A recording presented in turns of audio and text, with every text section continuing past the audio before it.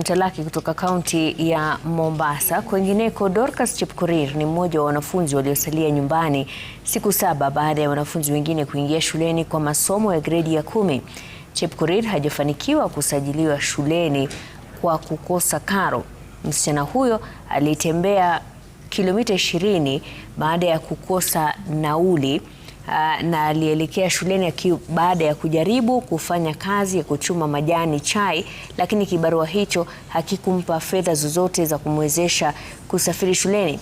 Mwanafunzi huyo hatimaye alifika shuleni akiwa na barua ya mwaliko bila karo. Mimi niliitwa shule na sikupata pesa. Sasa nikaamua nichune chai alafu nipate fare nikuje shule. Nikifika shule, Prince akanikaribisha. Sasa sahi nataka usaidizi, mnisaidie nisome. Sometimes babangu anasumbulika na akili.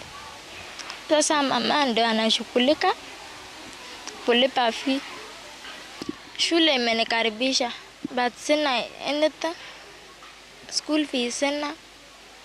Shopping sina. Ukiangalia alikuja tu peke yake, ana uniform, ana malazi, ana shoppings.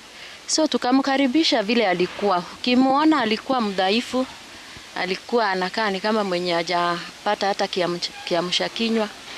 Tukamsaidia akapata chai. So vile tuliendelea kumuoji akasema wazazi wake hawajiwezi, babake ako na mental problem. So hawezi coordinate anything at home.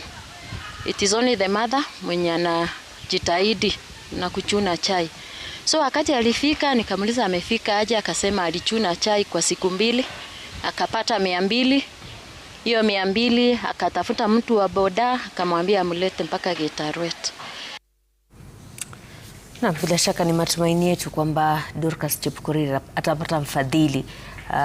Kwa kweli ametia juhudi kufika